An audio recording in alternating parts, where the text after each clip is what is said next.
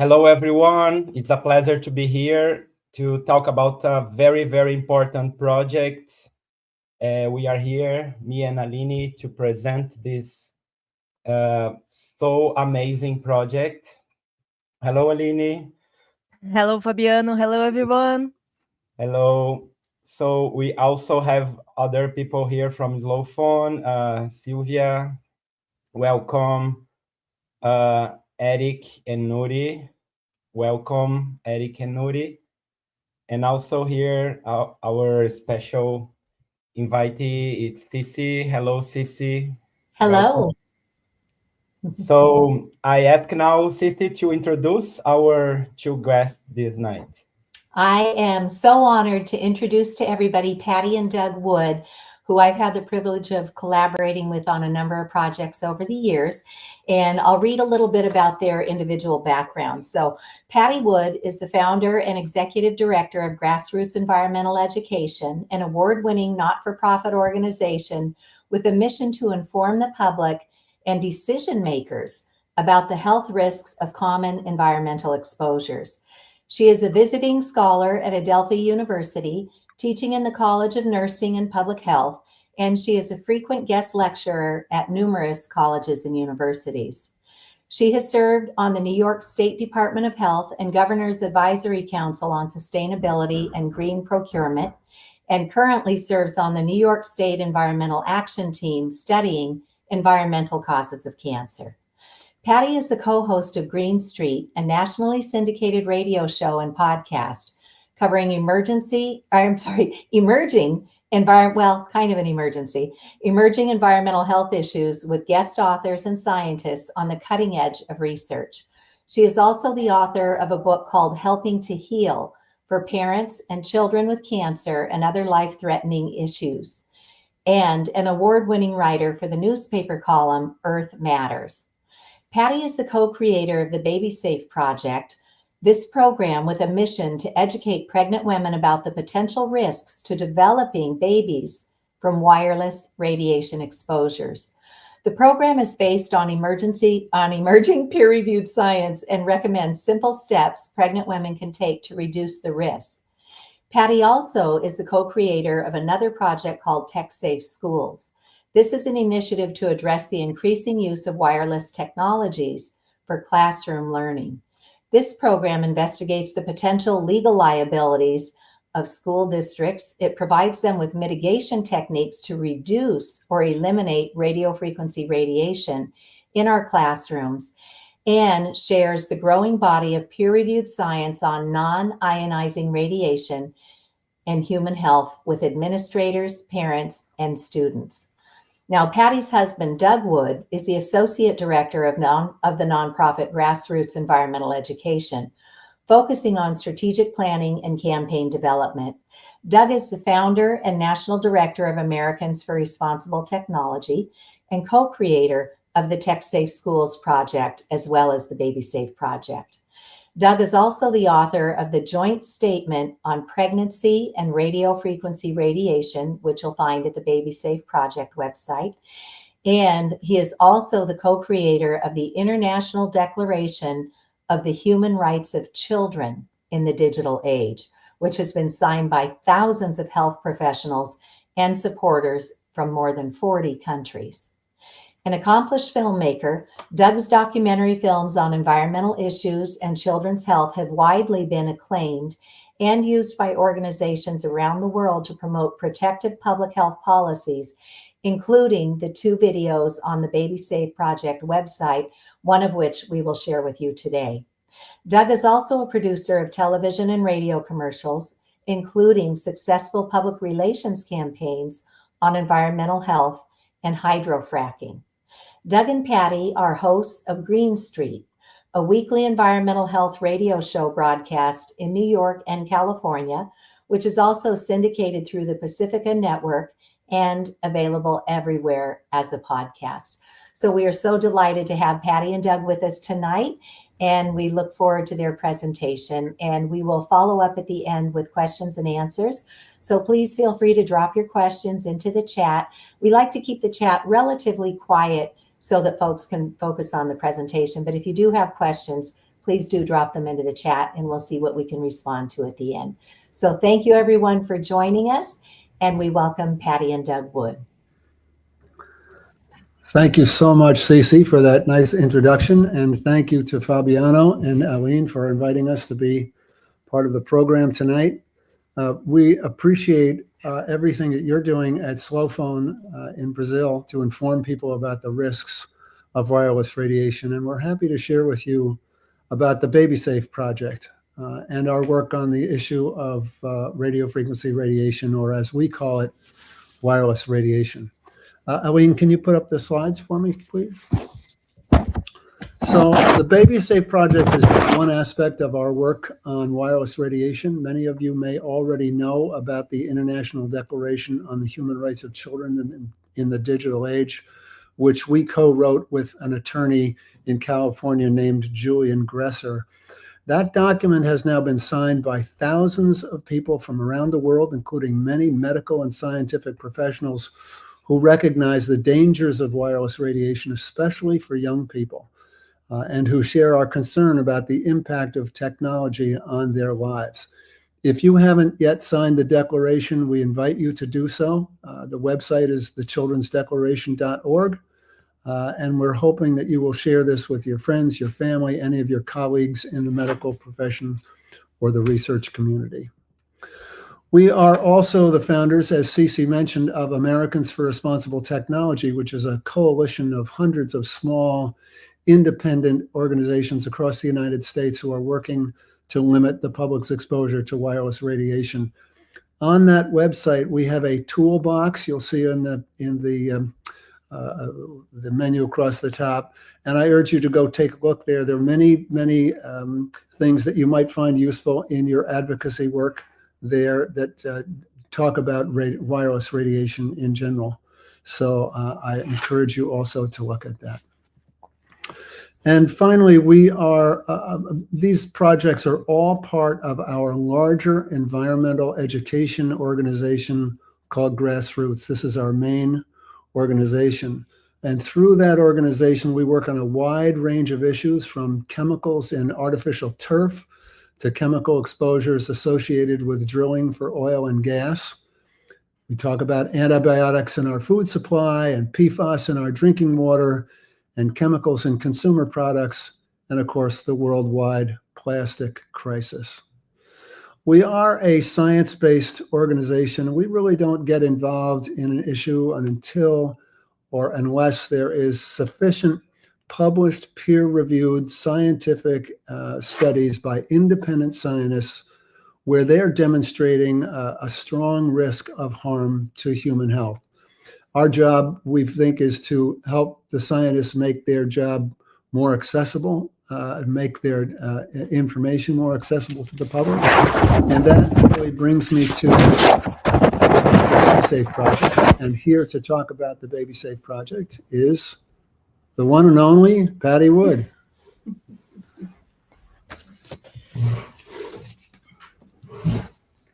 So we're delighted, absolutely delighted to be here, and thank you so much for this invitation. Just to give you a little background, several years ago, Dr. Hugh Taylor, who is the chair of reproductive sciences and OBGYN at Yale University School of Medicine, gave a presentation in Connecticut in a small town called Stonington about the results of a 2012 study that was conducted by his colleagues at Yale, which showed significant neurological harm to the offspring of pregnant mice who were exposed to just typical cell phone radiation. The mice exposed to RF microwave radiation produced offspring that were more hyperactive, had poorer memories compared to their unexposed control group, and they examined the brain structure of the exposed animals and discovered significant neuron damage in the prefrontal cortex, the part of the brain that controls behavior, with no such damage evident in the control group. The work of the Yale researchers followed a steady progression of scientific studies that demonstrated this same thing, this neurological and behavioral effects from wireless radiation exposure. And a review of the scientific literature on radiofrequency microwave radiation goes back decades, conducted by the US Air Force. And it concluded that, quote, behavior may be the most sensitive biological component to RF radiation exposure. Two additional examples are scientists at the University of Washington demonstrated DNA breaks in brain cells of laboratory animals resulting from exposure. And UCLA, University of California at Los Angeles, researchers studied 13,000 mothers and children and found that prenatal exposure to cell phones was associated with a higher risk for behavioral problems and hyperactivity in children. A growing number of researchers concur that prenatal developmental effects are also especially worrisome as they can be heritable or passed down to future generations. Another important study conducted by the Kaiser Permanente Division of Research in Oakland, California in 2017 showed that pregnant women exposed to high radiation levels from sources like cell phones, wireless devices, cell towers, and other electromagnetic fields miscarried at nearly 3 times the rate as those exposed to low levels. And for the study, more than 900 pregnant women in the San Francisco area actually carried meters around that measured their exposure to electromagnetic field radiation 24 hours a day. Many of these studies can be found on the BabySafe Project website, along with many others. And that website is babysafeproject.org, and the studies can be found in the science section. At the Connecticut meeting where Dr. Taylor of Yale made his presentation, we spent several hours talking with Dr. Deborah Davis, a noted epidemiologist and toxicologist known for her work on environmental health hazards and cancer research. She is the founder and president of the Environmental Health Trust, which focuses on environmental health research and education, and specifically now on RF radiation. We all agreed that a public education campaign to warn pregnant women about the potential dangers of using wireless technology around a developing baby was critical. Grassroots then took on the task of creating the project with its website, writing and printing the brochure, which is now translated into many different languages, creating the joint statement, which has been signed by thousands of medical professionals, which Doug mentioned, around the world, and he will talk about that in a little bit more detail later, and creating informative videos of medical and research professionals talking about the urgency of this issue. We really wanted to share with you one of the short videos featuring Dr. Taylor, Dr. Davis, and Dr. Leo Trisande, who is a longtime associate of ours, a pediatrician, a researcher, and board member of Grassroots Environmental Education. So, Aileen, can you play the video, please?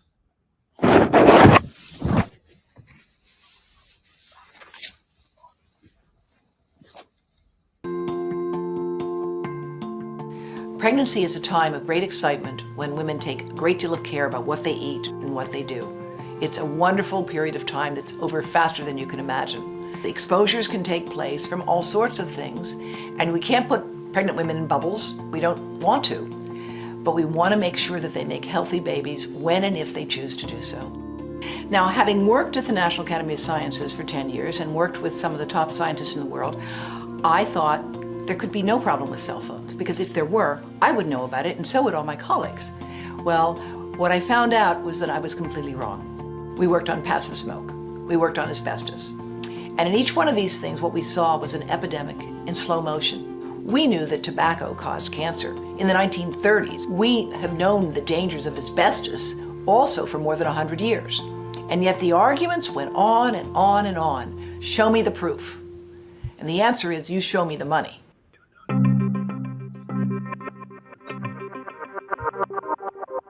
When a baby's born, there are 100 billion neurons, or nerve cells, in the body.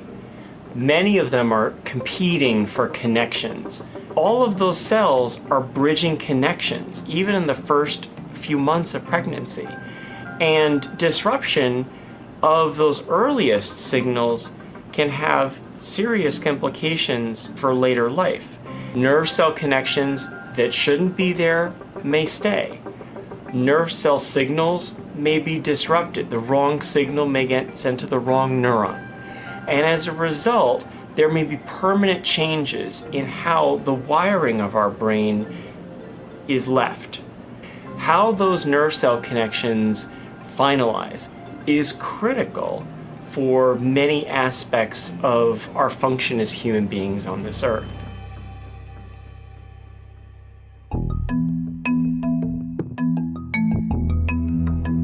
We really have to start asking, what about all this wireless radiation that I'm surrounded with? You don't get to control a lot of it in public places, but in your own home, in your own space, in your own workplace, you really do have the right to control what you're exposed to. You've got cordless phones, you've got cell phones, you've got tablets, you have Wi-Fi monitors, and you may have baby monitors. And all of them are emitting wireless radiation. And the total effect of all of these things is something that we have never examined. The fetus is perhaps the most vulnerable to these types of insults. When the brain is just forming, we are perhaps at our most vulnerable stage.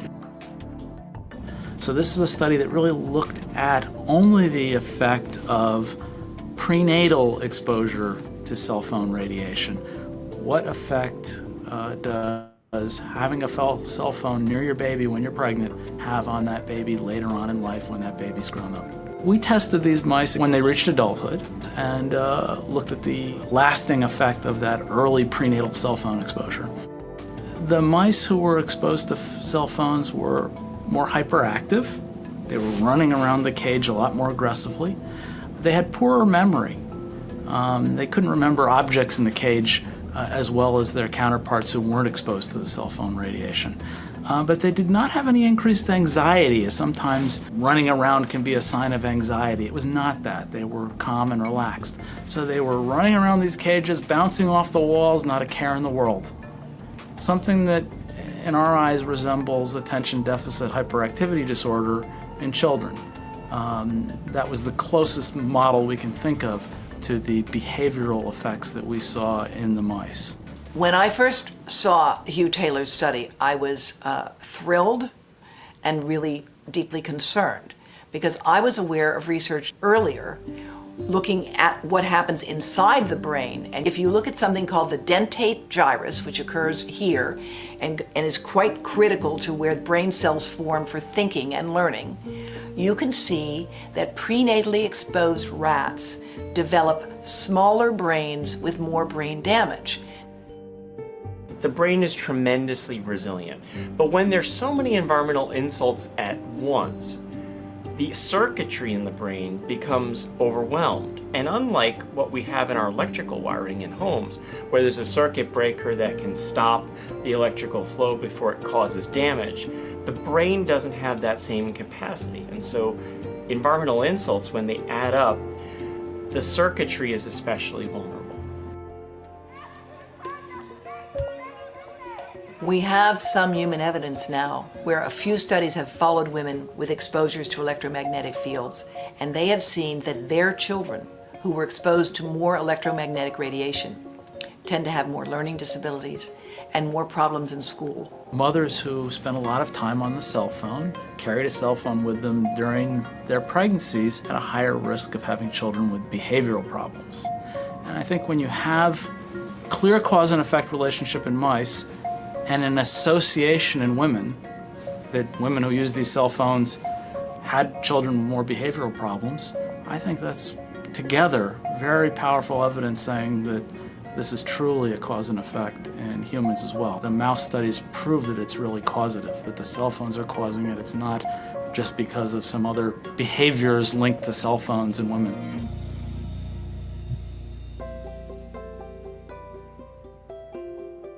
Children are often the recipient of environmental insults and suffer the consequences, yet they can't weigh in the same way as the organizations, the industries that produce these environmental insults. And so that's why it's terribly important for researchers, scientists, and the public at large to advocate for being proactive and preventing hazardous exposures before they occur. You know, it may be that humans and mice are different, and the effect might be somewhat different in humans than mice. But at this point, I wouldn't take any chances. There's essentially no downside to being cautious and protecting your baby. Most pregnant women understand they should stay away from cigarette smoke, they should not drink alcohol, they should not drink coffee, they need to be careful about what they eat. They know that. But they aren't aware of the need to minimize their exposure to wireless radiation.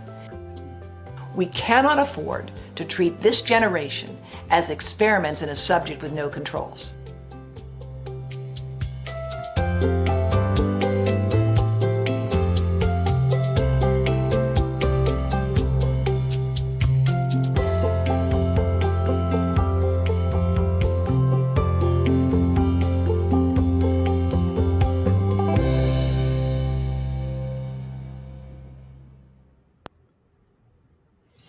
So thank you for taking the time and listening. This gives such credibility to the project, having these really important researchers and medical doctors working on this alongside what we're trying to do as well. And it's something very just very important for this project. But anyway, the ubiquitous and ever-growing wireless world that we live in means that wireless radiation exposure is unavoidable. But you can take steps to reduce your exposure, and is something that we are really encouraging pregnant women to do. It is such a simple thing. First, just keeping a safe distance from transmitters, keeping your personal wireless devices away from your body is relatively easy to do. The amount of time you spend using wireless devices is also important. And remembering that the exposure is cumulative is a critical piece of this. You must understand that the exposures are cumulative and the effects are cumulative. Okay, so I'm just going to go over very briefly some of the tips that we talk about in the BabySafe project. One is to never carry your cell phone in a pocket or a bag near your developing baby. Most manufacturers of cell phones actually have this recommendation in the legal section of the phone. You go all the way down to the bottom and you find radiation, and it says, do not carry this device against your body. Well, what does that mean? It means don't hold it against your head. Do not ever put it in a pocket. Back pockets, front pockets, even a pocket in a pocketbook that you carry close to your body on a regular basis. So that's important. And never rest a wireless device on your abdomen. You see people commuting back and forth to the city, for their jobs. They've got their wireless laptops. They're pregnant. They use their pregnant belly as a desktop. And so, these are things that pregnant women would not do if they knew the potential risk to that baby that they're carrying. We also recommend that they consider using a radiation blocking blanket if they spend a lot of time on devices. This is true of women who work in offices where they're just, their bellies are right up close to the desk surface. Avoid making calls. These are just things for everybody, but avoid making calls when the signal on your phone is weak, because it causes the cell phones to boost RF transmission power, generating more radiation. Get a corded landline in your home where you can talk safely for hours. But you have to note that cordless or decked phones have similar radiation risks as cell phones. The phone itself is like a cell phone, and the base that you charge it on is like having a mini antenna in your home, often next to your bed or next to a place where you spend a lot of time. You have to not sleep with your phone under your pillow. This is something that we are constantly talking to teenagers about. They don't want to miss anything. So they go to bed with that cell phone, which is just, this is an umbilical cord for them. But turn off all the routers in your home at night if you have that capability. And then if you live in an apartment where someone has their router directly, on the other side of the wall where you're sleeping, move your bed, or ask your neighbor to move that router. And using technology safely is such a simple thing. I mean, even if they just don't put a cell phone in their pockets over that baby, that would be a huge, huge thing to do, and such a simple thing to do. Okay, so I want to end by just quoting the American Academy of Pediatrics, and they say, quote, "Current FCC standards do not account for the unique vulnerability and use patterns specific to pregnant women and children. It is essential that any new standards for cell phones and other wireless devices be based on protecting the youngest and most vulnerable populations to ensure they are safeguarded throughout their lifetimes." This is a very powerful quote. You can see the entire letter from the American Academy of Pediatrics in that toolbox which Doug mentioned earlier, which is on Americans for Responsible Technology website, which is Americans, the letter 4, response. I mean the number 4, responsibletech.org. That's an incredibly useful site with a lot of resources. So I'm going to end there. Doug, you want to say something else? Yeah. So, am I going to move over? No, are you going to move over? Yes, I'm going to move over. That was the question. So one of the things that we did as part of the BabySafe project is to develop a joint statement for scientists to sign, because we felt it was important to get the word out to medical and scientific professionals and for them to endorse the BabySafe project. And I'm happy to say that almost 600 or 700 PhDs and MDs from around the world have endorsed this BabySafe project, and we're very happy about that.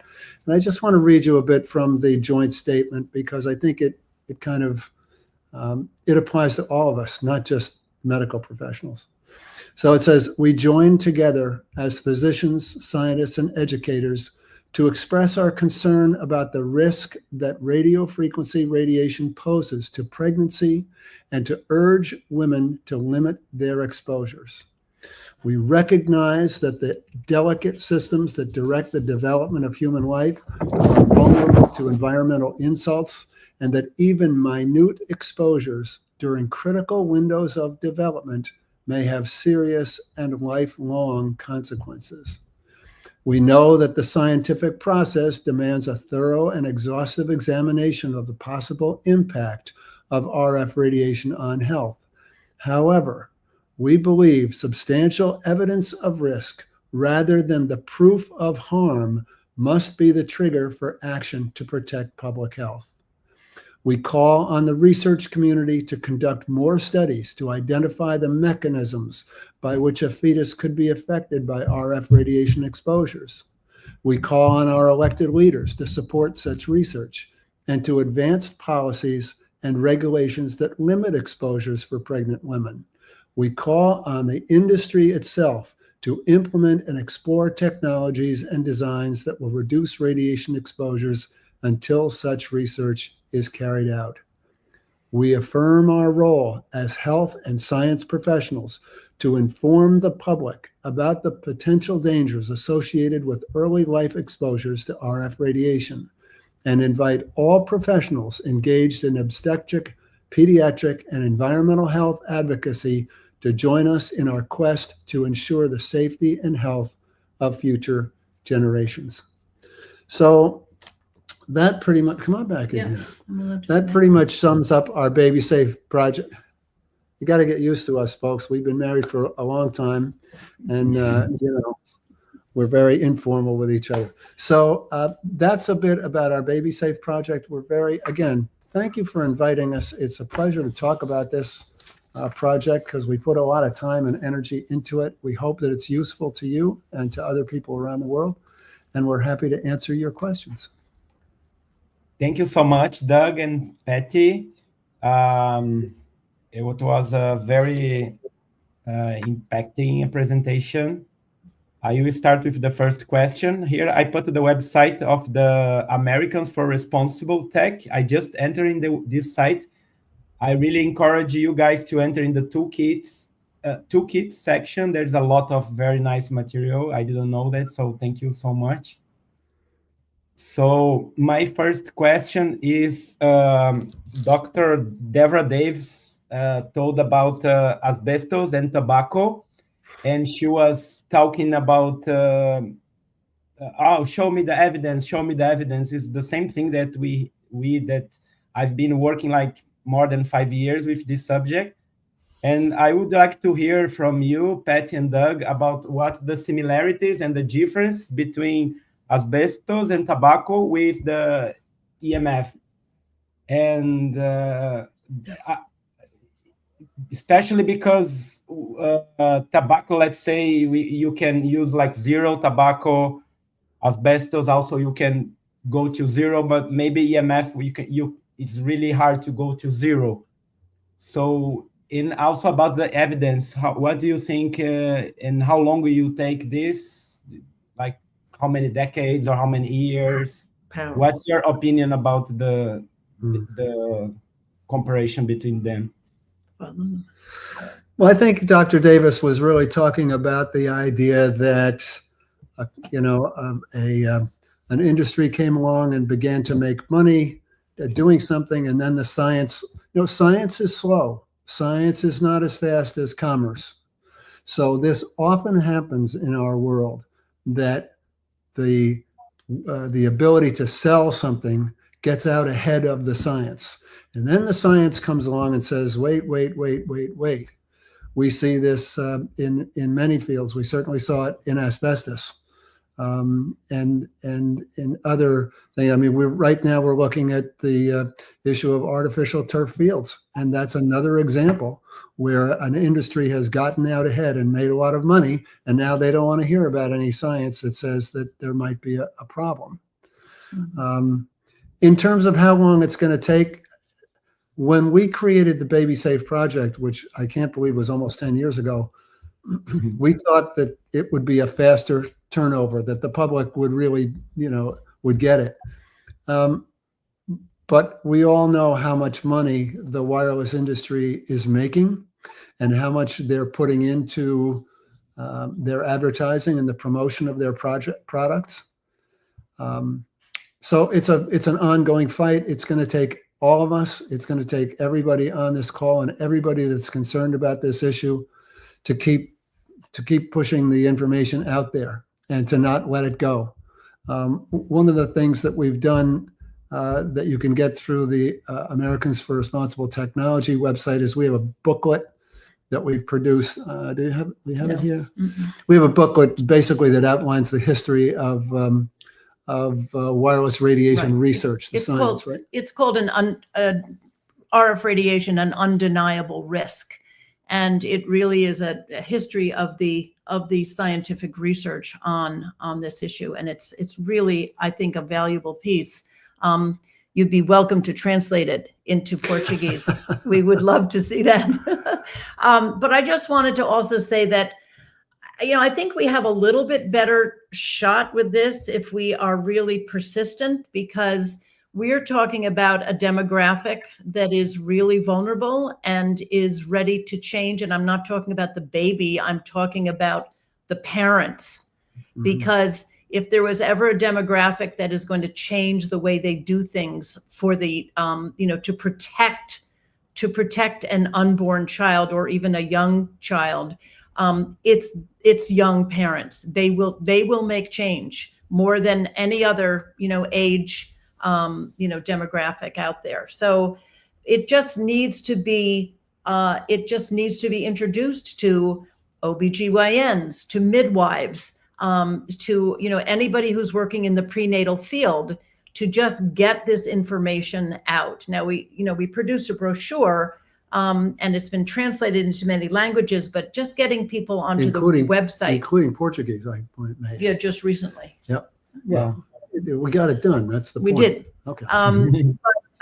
It's just critically important. Just to give you an idea of what we're doing with it. I mean, we're going to conferences for OBGYNs, to holistic moms conferences, to midwives and doulas. And so we probably ship out, I would say, maybe somewhere between 150 and 400 of these brochures every week to people who are out there working with pregnant women on a daily basis. And they have it in their offices, or they provide a copy to everyone in a class that they might be conducting. And that's just important. I mean, what parent is not going to read that information and say, oh my goodness, I'm not going to put my cell phone in my pocket. I'm going to look up, getting one of these blankets that's got the silver threads in it that repels that radiation. Thank you very much. Yep. Someone has a question. I'll say one more thing, and that is, Patti touched on this, but I would just want to emphasize it. The BabySafe project takes advantage of the idea that there are three kinds of people. There are men, there are women, and there are pregnant women. And I know this because my two daughters, who are in the movie you just saw, I watched them when they became pregnant and saw how interested they were in getting information. They wanted to get as much information as they could.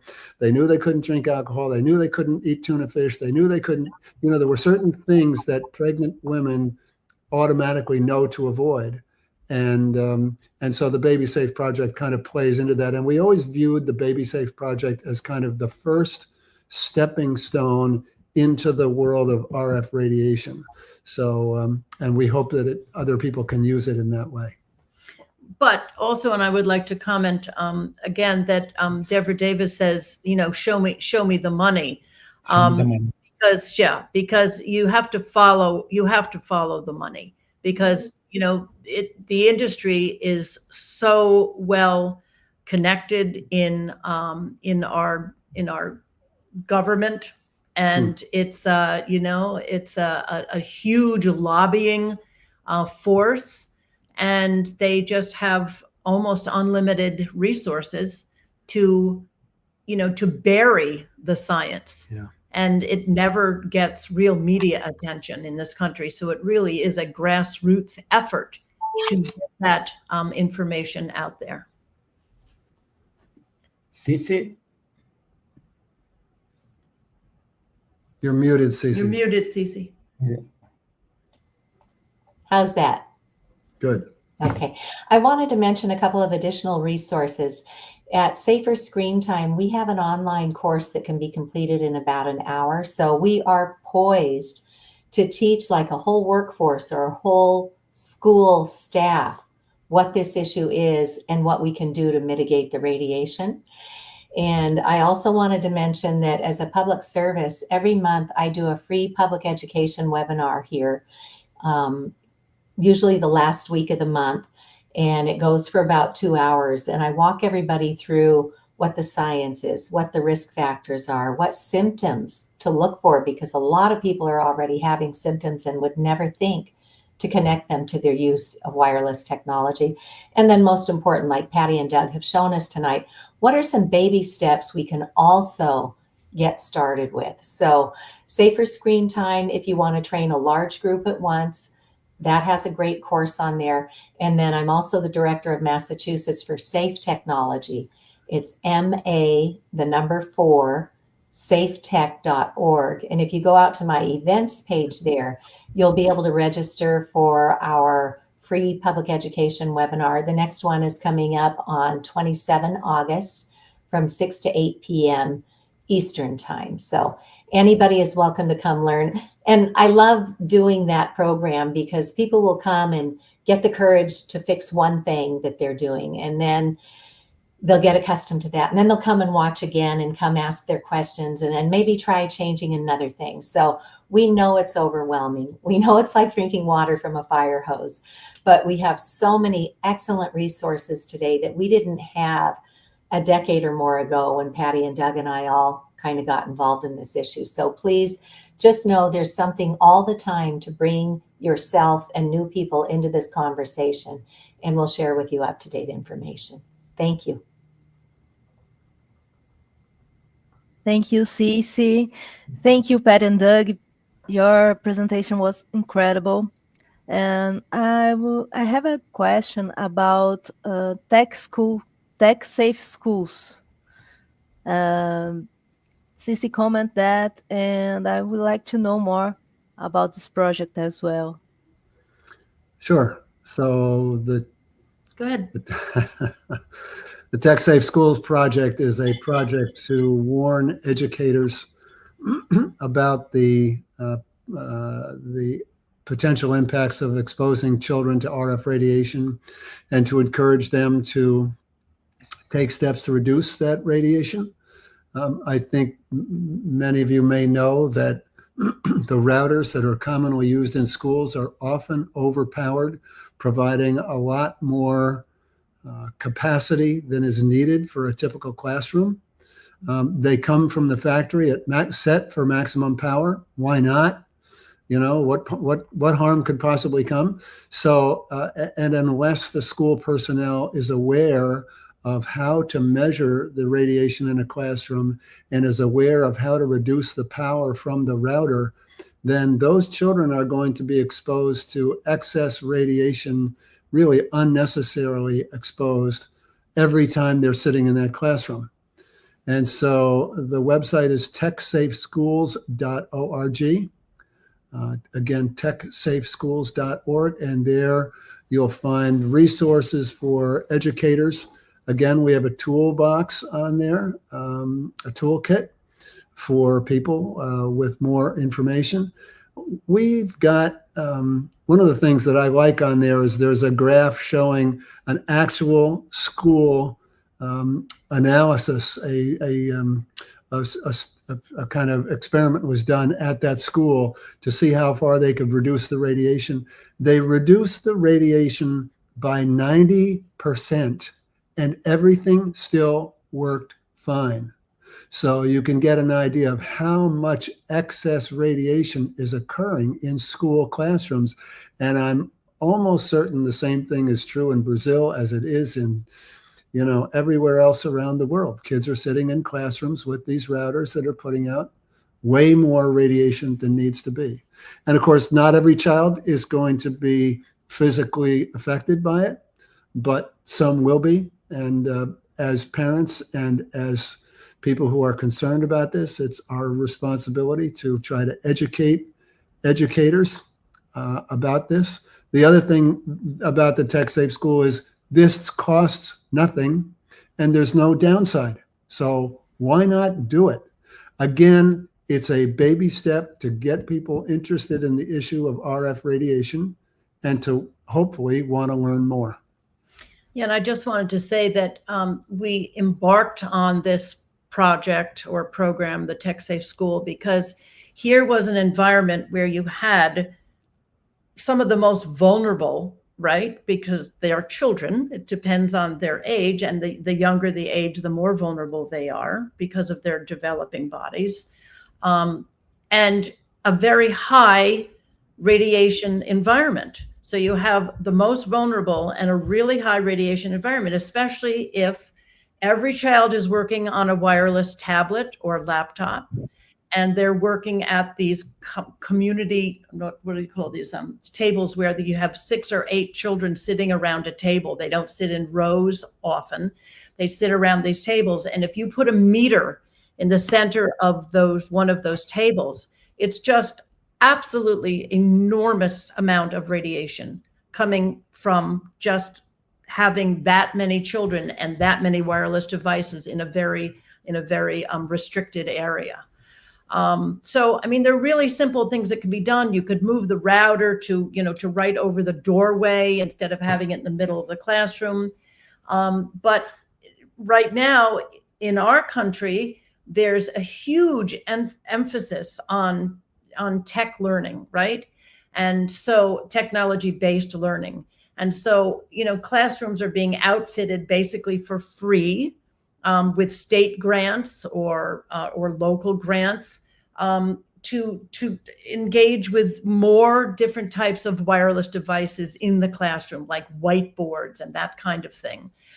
So they just kind of, are packing these classrooms full of wireless devices, and these children are being exposed to really, really high levels of radiation. And so a school environment is something that we thought really needed to be addressed. So that's kind of where we are. But we're also, and I might just mention this, we're also in a place where even administrators of schools and parents of those children are addicted to their devices. So it's really hard for them to acknowledge that there's something wrong with it. So the battle is not an easy one. Yes.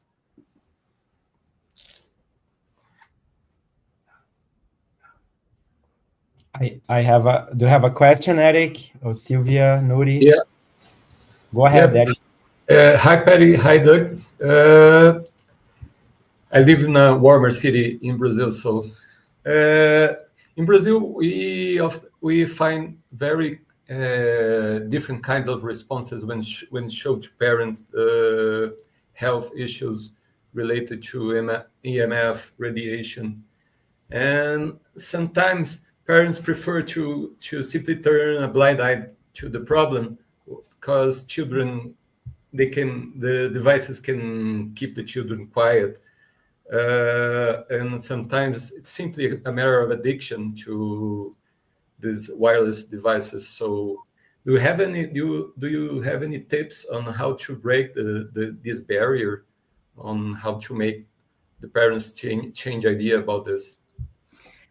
Well, I think that using statistics on children's behavioral problems and their learning disabilities is important and should absolutely be part of the conversation. There's no doubt that we are seeing a generation of children now that suffer from these problems. I mean, in every classroom in America, you don't just have a single teacher and 20 children. You have a teacher, and then you have 2 or 3 assistant teachers who are there to give special help to children who have either learning problems or behavioral problems. This is, kind of a new thing over the past decade or so, where it's not simple anymore to keep children and in control in a classroom and to actually help them learn. As a single teacher, you just can't do it. And children are being pulled out for specials, and parents are concerned about that. They do care. So pulling those statistics out is something that's important, and I think that you might find that useful in getting parents to move toward looking at this. Yeah, it's a really good question. It's one of the reasons that we developed that international declaration, which, if you read it, is written like a UN declaration, really on the rights of children. Children have the right to be free from exploitation that happens online. They have a right to be free from, I think there's 3 security, right? But one of the things is they have a right to be free from excess radiation. And so you might find that document useful because there are a lot of people who already subscribe to a lot of what's in the declaration, but may not have thought about the idea that children are being exposed to excess wireless radiation, which can't be good for them. I mean, I don't know how you can make all the arguments you want, but we know that too much radiation can't be good, right? And so again, I urge you to take a look at that. You could present that to your school committee. You could present that to whoever's in charge of your local school system. It seems like something that I think is more and more important to parents here in New York, where we live. We have just banned cell phones at schools, which is a good step forward. It was banned because of its impact on social life and mental health, not necessarily for the RF radiation, but you know what? I'll take it. Mm-hmm. However we get there, right? Mm-hmm. So take a look at the International Children's Declaration and see if that might help you begin the conversation with people who seem resistant. I know exactly what you're talking about, and it is very difficult. A lot of times you're talking to people who are holding a cell phone in their hand while they're talking to you. Right. If I might add in as well, two things that I found are helpful to opening this conversation with others. One is show them the legal fine print in their phone that Patti mentioned, because the industry by now has conditioned us all. As soon as we open our mouths and go, I think there's something wrong with wireless tech, we're all conditioned to go, tinfoil hat conspiracy theorist, we don't have to listen to that.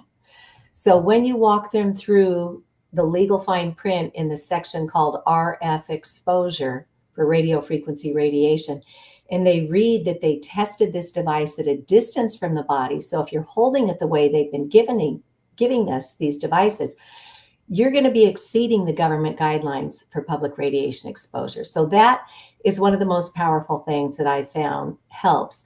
We are also very fortunate that we now have the EMF, or Electromagnetic Fields Medical Conference. Once the accreditation period expired for that, the executive director of that conference, Elizabeth Kelly, took the entire 4-day conference and all the lectures and put it online for anybody in the world who's in the English-speaking capacity. They can go listen to a 20-minute lecture, a half-an-hour lecture, an hour lecture, and put all that in their calendar and just watch it on their own time. One of the recommendations that came out of that conference is that healthcare practitioners and the public use a radio frequency radiation detection meter, because this is an invisible toxin and it's really hard for people to get their minds around it. But I will tell you, when you do a demonstration with somebody to show them the radiation that comes off of their devices, now you have their attention. And then one by one, you have them go into their settings and turn off each antenna. And you watch these levels drop down from screaming red down to the green. Then they're like, wow, I never knew this. So this is the Safe and Sound Pro 2 radio frequency broadband detection meter from a company called Safe Living Technologies. This is about a $400 device. They have a little sister one that's only about $200, but they're third-party certified, they're calibrated, they're really good consumer level devices. So have a meter in hand. And I helped my local library become the first in the United States to put a meter like this on loan in our library.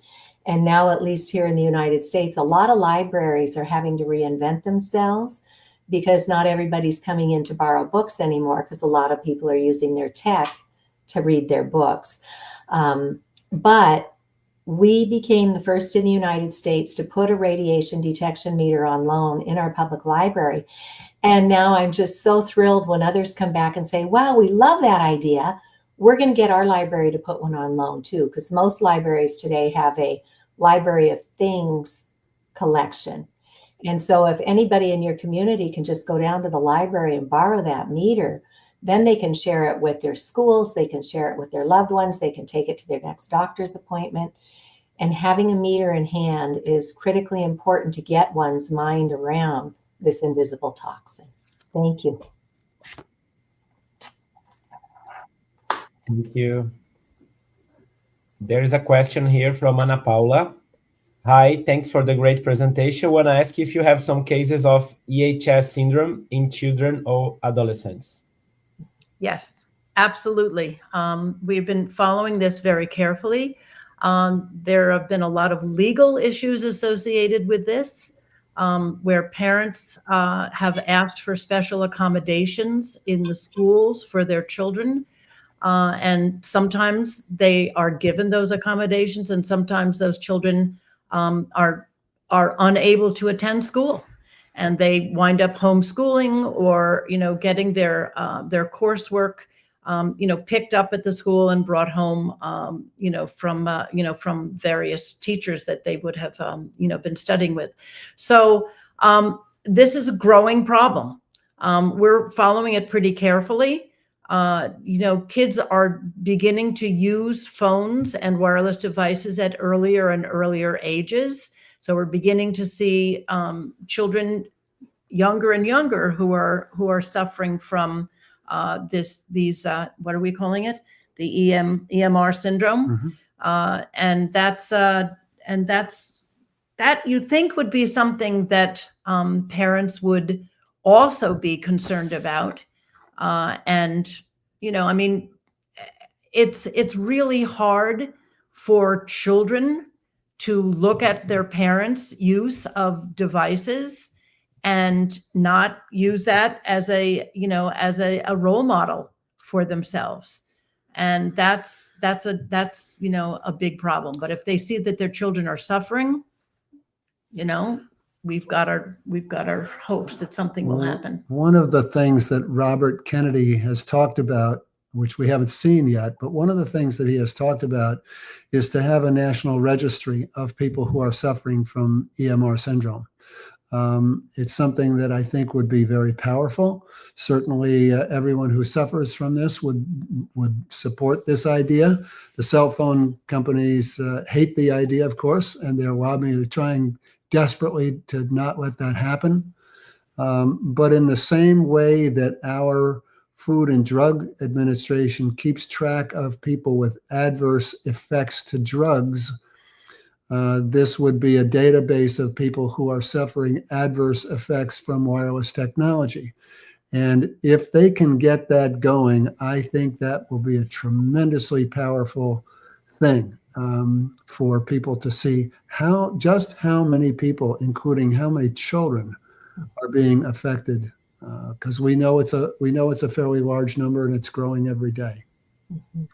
The only other thing I'll say is, when schools do accommodate children, it is usually accompanied with what we call a non-disclosure agreement. That is, that the parents won't tell anybody else that the school is accommodating their child, because the school doesn't want to admit any potential liability. They don't want to admit that the radiation could be causing a child's illness. And so they will agree to give the child special consideration, but the parents can't say anything about it, which is really just makes me so mad, because other parents need to know. But Right. I don't blame the parents for signing. You would do whatever you can to protect your kids, right? Right. Yeah. The whole Tech Safe School project was, based on the fact that administrators have a duty of care. They have a duty of care for every child in that school system. And, it's hard. It's really hard for them to admit that there may be a problem. And it's really they're obligated. They're obligated to follow the science. They're obligated. These are educational institutions. They're obligated to follow the science and to be educated about the potential risks of wireless radiation and the potential effects on their student body. Yeah, Patti, if I might chime in, I fully agree with that. That's been our experience here in Massachusetts as well.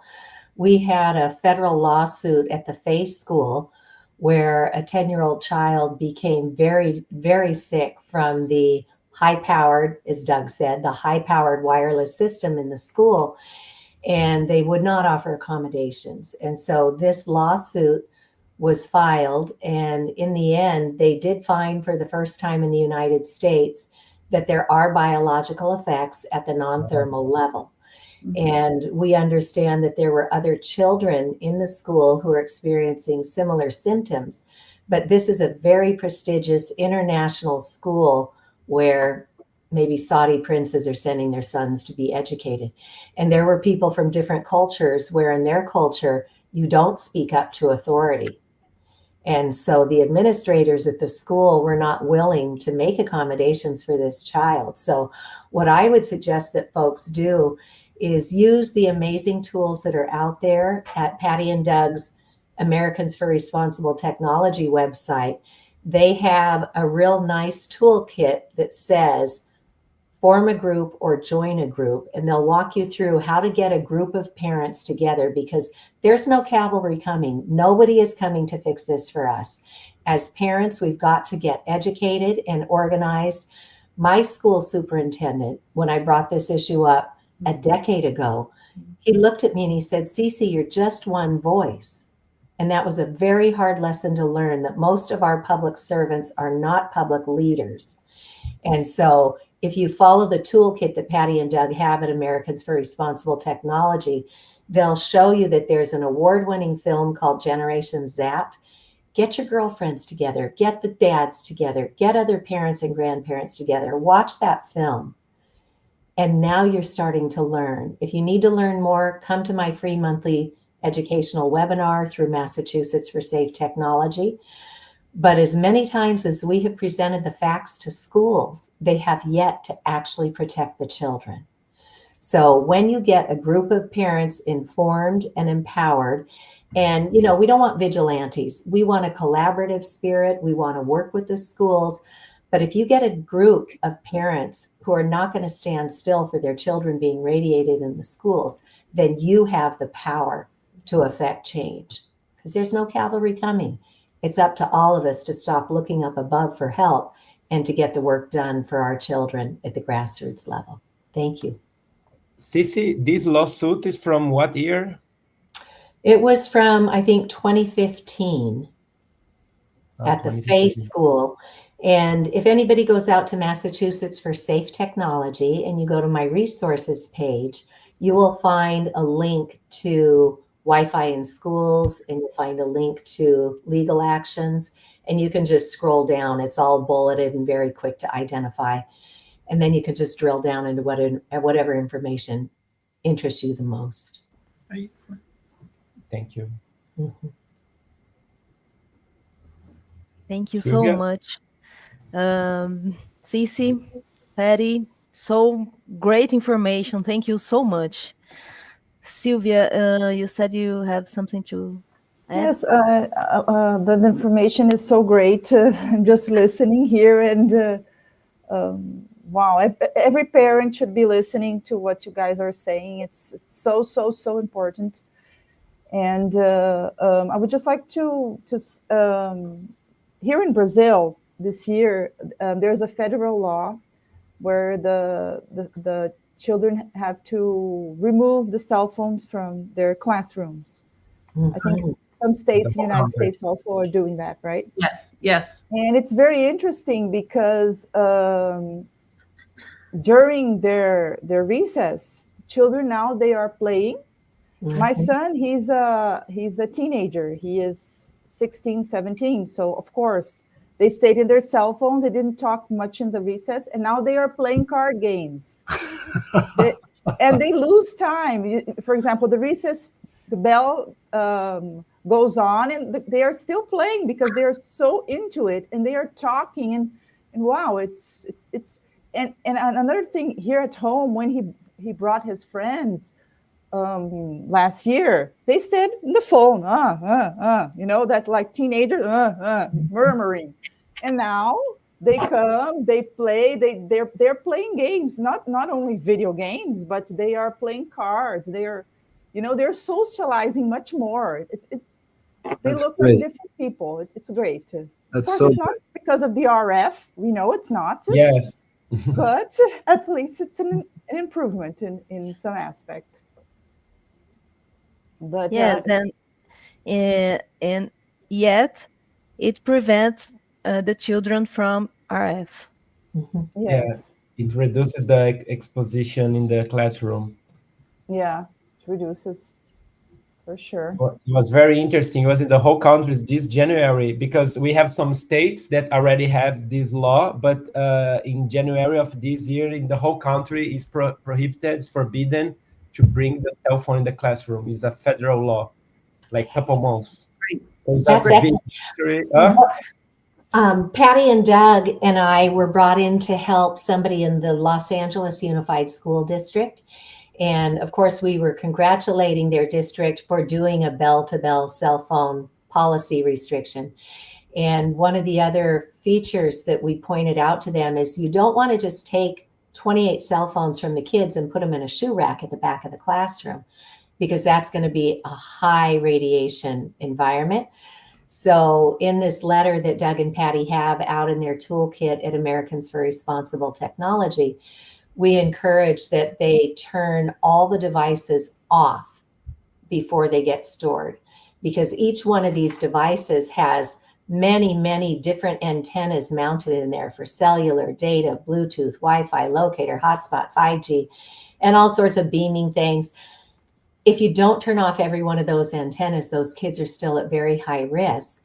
But you could sell it that you don't want the distraction of their phones pinging while everybody's in the class, because we have studies that show even if they're not using the device, if it's near them or if it's making a sound, their concentration and their learning capabilities go way down. So as you're talking about these bell-to-bell cell phone bans, let's just make sure that we do our best to turn the devices off when they're stored. Yes. Yes. Perfect. Yep. That's very important to turn all the apps off, because they will continue to They're programmed to go back on. I know. Programmed to go back on even if you turn them off. Right. And they consume huge amounts of energy every time we charge and recharge and recharge. Just turn them off. It saves your battery life, and it doesn't consume as much for our sustainability efforts. Sorry, go ahead. No, I was just going to say, I mean, I have a flip phone. That's just, it's just the way it is. And I will never go to a smartphone. Congratulations. And mine is an old iPhone 7. I keep it in airplane mode as a rule. Some folks are learning that when you're not on the go, like Patti said, use the landline. It's just the old corded phone, right? You don't want a cordless phone. Use the landline, and you can physically forward your cell phone calls right to that landline. This was only meant to be mobile technology.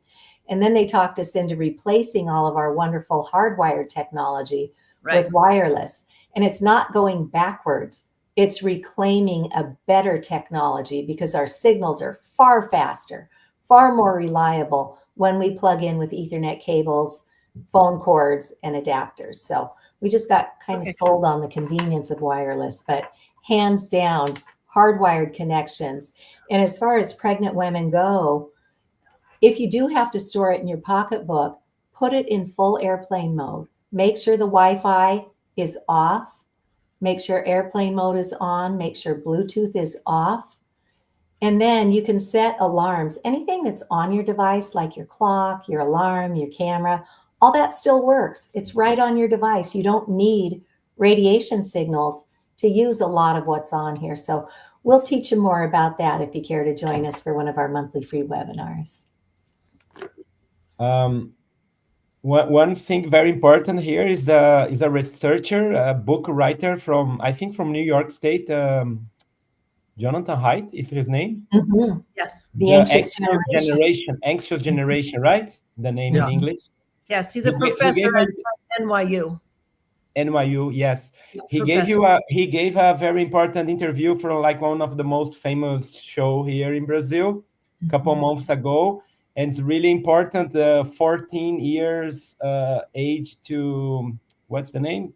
To postpone is how we say it? Yes. Postpone the moment to give the first smartphone to 14 years old, and the postpone to 16 years old to use social media. So that's very interesting, to give massive advertisement of these two ages and to become more popular, because here in Brazil there is a movement that said if nobody gives us a smartphone from your friends' children, would you give? If nobody gives, would you give? Because sometimes some parents think, oh, I'm not going to be the one you want different from the children of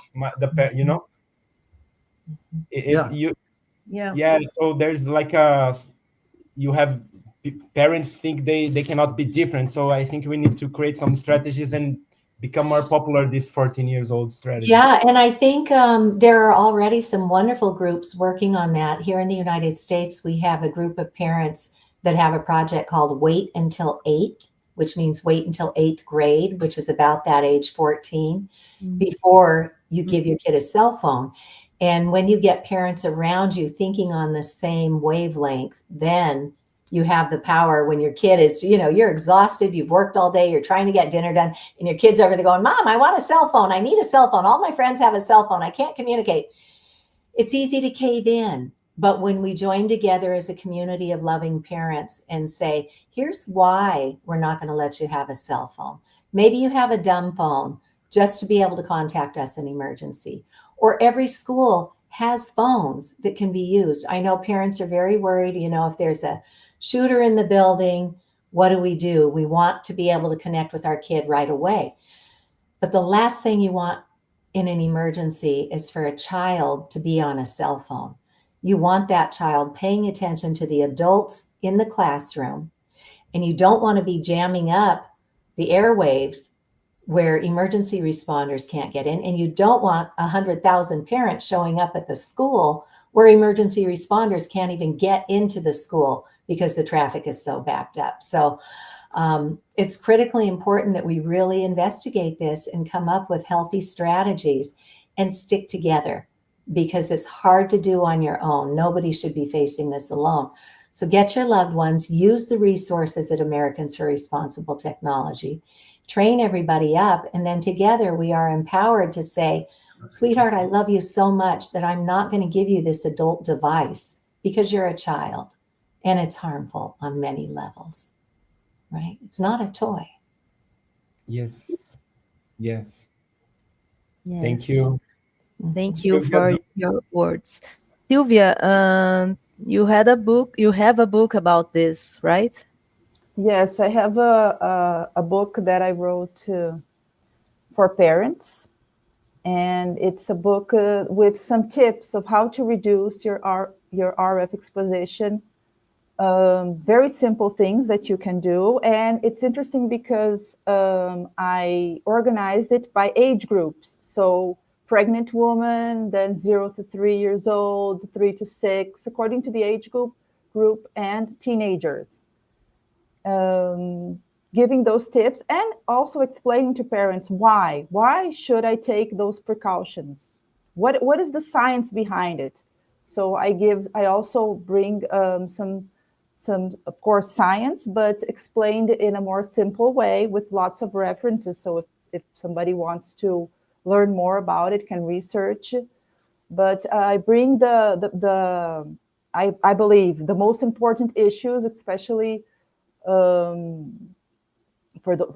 each of these ages. Yeah, one of the things is, as you spoke about children, is the mitosis, because the RF radiation it affects mitosis very much. And children, they have stem cells, so they have much more mitosis than adults, right? So there's so many factors that children are much more vulnerable, and babies and pregnant women, that it's important to bring these issues, especially for those age groups, and of course for everybody. But the book is very simple, so it's any mother, any father can read. I'm a mother, so it's a mother to another mother, basically. Thank you. Thank you, Sylvia. Playing with the Invisible is in Amazon or other bookstores. Yes. You can find it. Can you show the picture, Aline? Yeah, we show already. Yeah. I did. I didn't see. Sorry. I was speaking. Okay. Great. Thank you. Thank you for writing that. Yeah, I that's think great. that's just another tool in our toolkit. Yes, another toolkit. Yeah. So we reaching the end of our broadcast, our interview. So I ask each one of us to say like half a minute, just a final word, okay? Sure. So you want to start, Aline? Your considerations, final considerations. I was actually reading the comments. People are very thankful for this meeting, for this live. Well, I think we got so much great information here. I am so happy about those 2 kids that I have not known about, and now I'm going to study and use it. I'm very happy with this idea of the safe and sound for public libraries. All great ideas you gave me now. I am just out of words because there are so many ideas in my brain. But anyway, thank you again for this moment, and that's it. Thank you. Thank you. Eric and Nuri, your final words. Yeah, I'm very happy to be here and to hear all this. And as Aline said, I have a lot of ideas in my mind now, and I think we all have to sit down afterwards and talk about it and change ideas and to think about next steps. And it was great to hear you all, and I'm very happy. Thank you. Thank you. Cece, your final words. You're muted.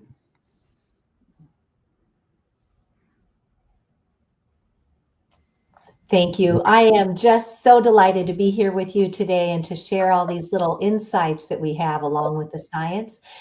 If I were to tell people what baby steps they might do, protect your sleep tonight. Put everything in airplane mode. Put your router on a timer for starters, because if we don't protect our sleep, then the body can't do cell repair while we sleep, and then we get to this cumulative tipping point. So protect your sleep. Start putting things in airplane mode as often as you can, and just keep learning. Give yourself a big pat on the back for showing up today, because that in itself takes courage. And like I said, I do a free public education webinar every month, so join us anytime. Thank you. Thank you. Sylvia, your final words. Wonderful presentation. We learned so many things today. We have to translate this to Portuguese so everybody here can watch. And I agree with you, Cece. I have 2 teenagers, and at least one thing I'm sure they learned.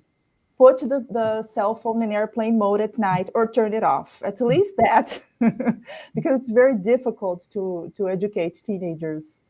But that is the most important thing. I agree completely. Thank you very much for the presentation.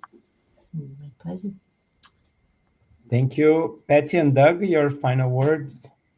Well, I just wanted to give a practical tip, and that is that a lot of school districts who have gone with this bell-to-bell ban, if you want to call it that, some of them do, are using these radiation blocking cases for the phones, because you're talking about hundreds and hundreds of students in a school, a typical high school in America.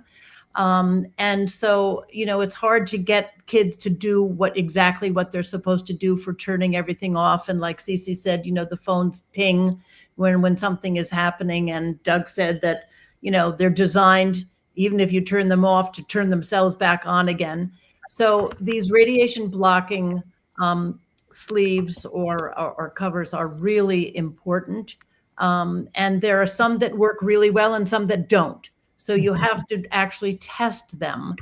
But once you get, 1 or 2 brands or 3 brands, then you can actually promote those cases to school districts. They don't have to do that in Brazil. I know they don't have to do it in Brazil, but the kids are the kids actually taking the phones to school and then just leaving them in a locker, or are they not allowed to even bring them to school in Brazil? I'm not sure. It depends. I believe they have a place to put the cell phones on the start bell, and then take the phone from the finish bell. I think that's it, but I'm not sure. I think it depends of regulation. There's like a general law, then the specific regulation. Yeah. But I think they bring to school, but they are not allowed to use inside the classroom. Right. So it's a little bit messy still. They haven't really figured it out exactly. So there's a lot of different, variations on these cell phone bans at school, but it is definitely a step in the right direction. And even as Doug said, they're using it because it will help these kids pay attention to the teachers and learn something. The radiation factor from our perspective is equally as important. Before we go, I just wanted to say that a lot of the things that are in the toolkits are there because people like you asked us for them. So if there's something that you would like to have, let us know, and we'll try to make that happen. We have a lot of materials, but we don't have everything. So as I said, That's right. If there's something that would be very, hey, you already talked about it. I know, but Holy cow.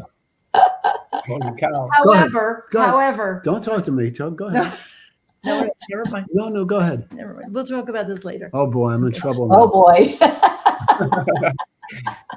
Thank you. Oh dear. No, I was gonna say that that a lot of what is on the sites that we have, the Tech Safe School, the BabySafe Project, and Americans for Responsible Tech, are things that other people have inspired, or have done themselves. I mean, we have a lot of examples from what other people have done that are really, why reinvent the wheel, right? Yeah. Right. So I mean, they're really useful.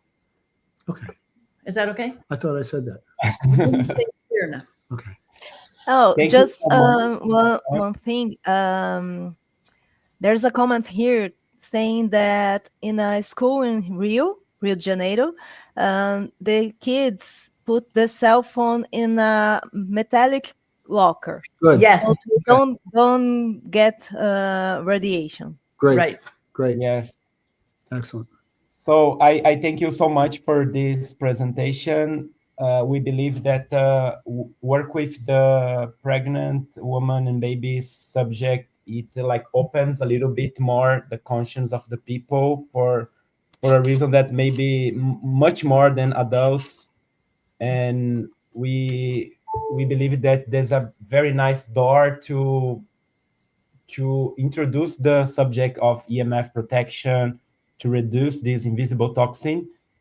So thank you so much for this presentation. We learned so much about these wonderful websites. I will put again in the screen. So we have techsafeschools.org. We talk also about Massachusetts for Safe Technology. Here's the website in the screen. We also talk about safer screen time. And we talk a lot about Americans for Responsible Technology in the toolkit section. The website of the BabySafe projects here. Also the Grassroots here. We also talk a little bit about the Environmental Health Trust is here. Yeah. The website of Slow Phone is here. We have a small section in English. And we also have our Telegram channel is t.me/slowphoneglobal. We have some information in English there. And also our YouTube channel, we have a playlist of many live broadcast interviews and movies. We have a very nice section of documentaries. So we did a review of all the documentaries of this subject in the world. There's more than 20. And in our website, they are chronological ordered. So it's very nice to study.